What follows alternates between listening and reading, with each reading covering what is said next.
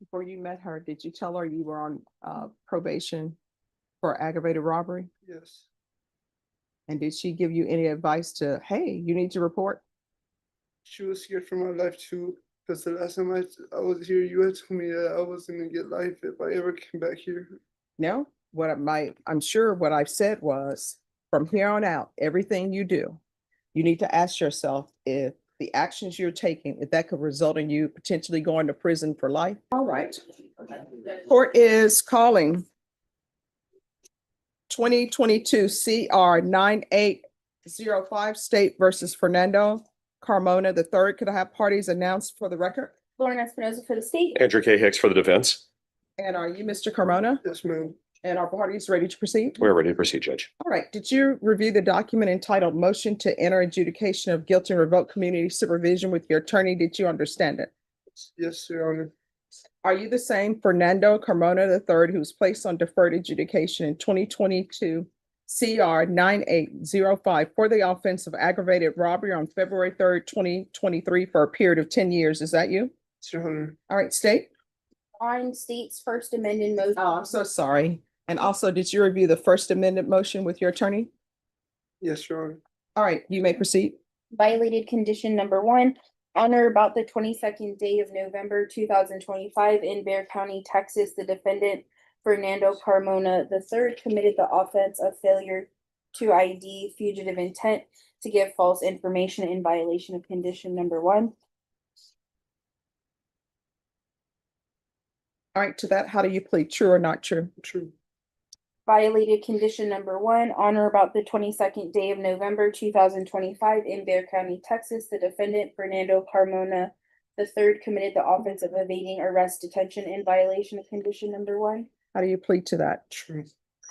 Violated condition number 4. In Bexar County, Texas, the defendant Fernando Carmona III did then and there fail to report to the supervision officer as directed for the months of January, February, March, April, May, June, July, August, September, and October 2025 in violation of condition number 4. How do you plead to that? True or not true? True.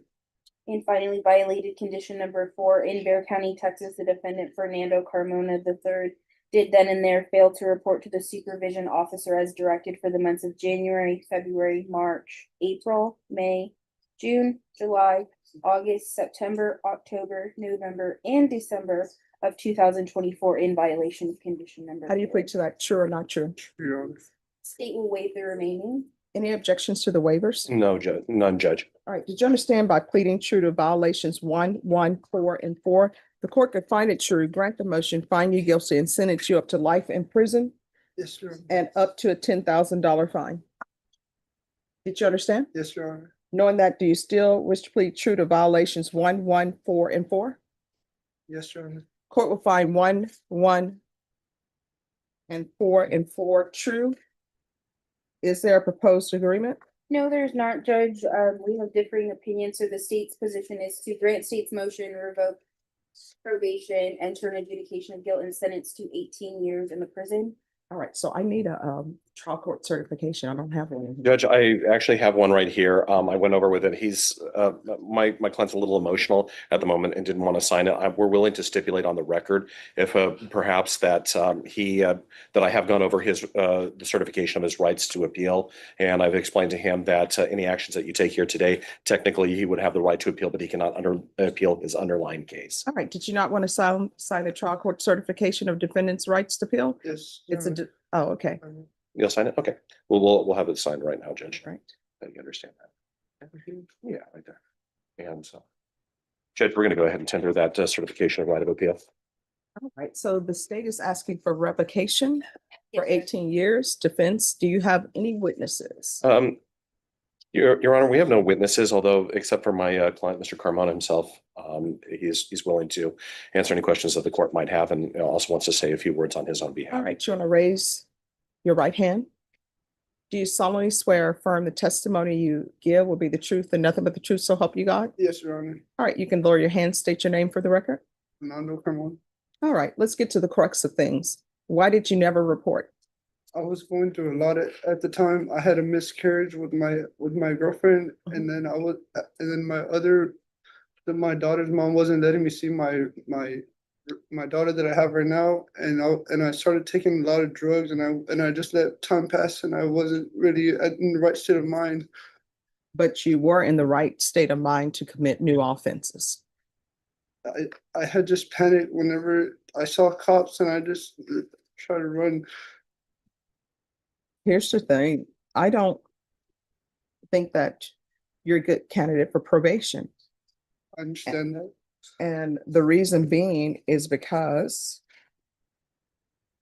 you were given a chance at probation, and I'm sure it was because of your age.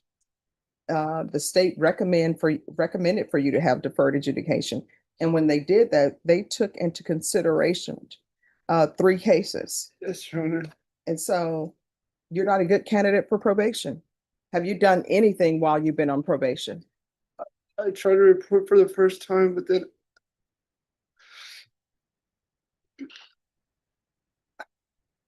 I'm sorry, Your Honor. I just had a lot of that had happened at the time, and I was just emotional, and I just wasn't who I am. I'm sorry. Well, no, I mean, here's the thing. I understand that sometimes people want to turn back the hands of time, but you can't. So we Mhm. just have to deal with where we are now. Yes, Your Honor. And where we are now is, according to what I'm seeing, you have not done anything Yes, Your on Honor. probation, except pick up new cases. Yes, And Your that's the number one thing. The easiest thing is to report, because all that, I mean, it takes time because you're sitting, waiting for whoever your officer is to call you back and not pick up any new cases. You know, when people say, well, I don't belong to a gang, I don't pick up new cases, I pay my child support, it's always you want a cookie for that, because everybody does that. Mhm. Like, you shouldn't get kudos because you pay child support, right? Yes, Your Honor. And you're telling me that the mother of your other child didn't want you to see that child? Mhm. Well, I mean, you come to her on probation for aggravated robbery. Why would she want you to see her child? And then you're picking up new cases and whatever else you had going on in your life. The most thing that threw me off was the fact that I had a miscarriage, and I was just really down about that. For 2 years. Yeah. And I understand, and I don't want to make light of it. Anytime you lose a child, that stays with you forever. But I don't see how that translates to you never showing up. I understand that. And when you said there was a miscarriage, what month was that? It was. I'm not really sure. I can't tell you the exact month. Well, I mean, was it, I just fell into depression. I'm just but when? around I had met my probation officer, and it was like a month after that. So, I mean, when would this have been though?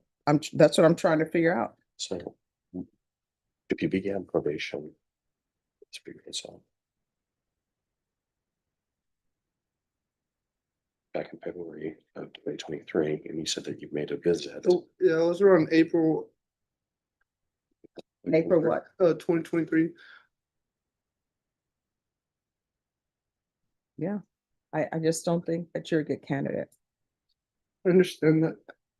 Judge, if I may, on his behalf, I mean, you can see he's obviously very emotional here Mhm. today. First thing that he told me, especially when I told him what the state was offering, was he's scared to death. I'm sorry. It's just the last time I'm so sorry. It's the last time I saw you, you really scared me, and I just didn't want to come back here. That's why I would run. Yeah, because I mean, here's the thing. You've been here before. This is not your first motion to revoke. And I do understand that sometimes when you're dealing with young people, and you're young, Yes, right? Your Honor. That is why the first time you came back, there was not a revocation. Yes, Your Honor. And the mother of your child, what's her name? Felicity. All right. That's the mother of your child. And the- then there's someone different. Huh? All right. So here's the thing. The last time you were here on a motion to revoke, you know what I put in place? No, I don't. No contact with Felicity. Um, And here you are trying to get in touch with No. her so you could see your child. The last time you were here, there was to be no contact Yes. with Felicity. No, it was my sister that was trying to like get her so that I could see her. Okay. Yeah, Because I have nowhere to be or anywhere to live, and my sister had a house, and she just told me that she'll be able to take my daughter in so that I could see her. Mhm. I wasn't contacting Felicity. I just don't think you're a good candidate for probation. Judge, if it would please the court, Mr. Carmona, who has been in touch with me pretty extensively, both in person and through his girlfriend, has prepared a letter for the courts that Any objection? objection. It's just a heartfelt something. He's, as you can tell, Mr. Carmona doesn't really do the best job putting together his own words, and he just put his thoughts down on paper. No objection from the state judge. Thank you, Judge.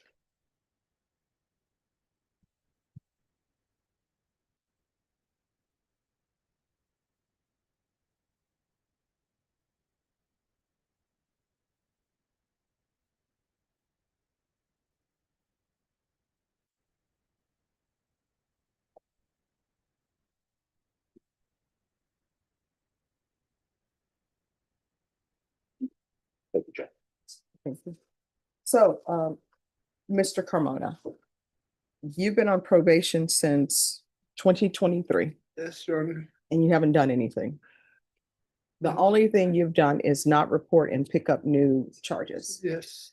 I don't think you're a good candidate for probation. So I'm going to grant the motion and I'm going to find you guilty. The only question is as it relates to length of time. Judge, with regards to the length of time, again, we would ask that the court please take into consideration Mr. Carmona's age, as Your Honor has already risen. I'm sorry, I'm getting over a cold. My mind is still a little bit in flux here. As the court has already raised on its own accord, he is very, very young. I believe that this incident took place when he was 19 years old. He's 23, about to turn 24 years old right now. Obviously, this underlying incident, I understand that there were some pretty bad facts in this case. Nevertheless, I would please ask that the court please take into consideration then the time that has passed since then. He does actually have a girlfriend who is here in the courtroom with him, who has set him for the most part on the straight and narrow since then. Is this the person who had the miscarriage? Yes. Okay. And she has cared deeply. She has been in touch with me pretty consistently. She's been looking out for him. And how old is she? I'm sorry. How old are you again? Sir? She's 19, Judge. She's 19 and you decided to attach your star to somebody who is on probation for aggravated robbery, decided to have a child with him. And the only thing he's done on probation has been pick up new cases and not report it. Is this what we're doing in this world? Judge, I can't speak to her choices on this there, but here's a moment that really highlights the stakes. Carmona is only 23, barely out of his teens, but facing the consequences of years of missed probation obligations. Think about it. Probation was supposed to be his chance to turn things around, and yet he's already accumulated new offenses. What would you do if you were given a second chance and were teetering on the edge of life-changing decisions? she sees something in Mr. Carmona and she has really taken an interest in him. And as such, I would just, again, I can speak from a personal experience, Judge, that as a man, I was a different man from when I was 19 to 24, and then to what I am today. There's a reason why they say the brain doesn't stop developing until you're in your late 20s, especially as men. And I see that Mr. Carmona, I mean, when I met him, I kind of ran the full gamut of emotions there. I mean, admittedly, he was a little bit cocky when I first met him, and then he got a little concerned, a little frustrated, and now today I see this very scared young man. And right now he is very, very much staring down the fact that he could be spending the rest of his life in prison. And again, based on the facts of, as I understand them, because I did not handle the underlying case, Notice the courtroom tension here. The judge is calling out the gaps between his personal tragedies and the reality of his legal obligations. Miscarriage and family struggles evoke sympathy, but legally, none of that excuses failing to report or picking up new charges. It's a textbook example of how the law separates personal hardship from accountability. Handling only the MTR. I don't see anything here that would warrant him spending 18 years of his life where he would then get out and be in his 40s. He would, I'm going to be turning 50 pretty soon, but I can only imagine myself starting my life essentially 9 years ago. So I just don't see that the facts warrant that here. I ask that the court please take mercy on him in its sentencing, and please allow him to get another start at life. I think with some structure, he might actually show some potential.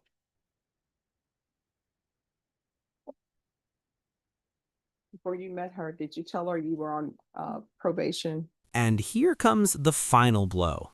The court isn't just handing down a sentence, it's sending a message.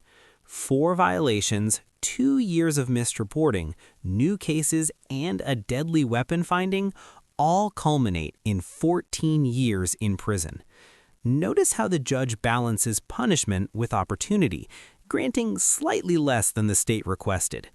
Audience, here's the question. Do you think the reduced sentence truly reflects both accountability and potential for redemption? For aggravated robbery? Yes. And did she give you any advice to, hey, you need to report? She was scared for my life too, because the last time I was here, you had told me that I wasn't gonna get life if I ever came back here.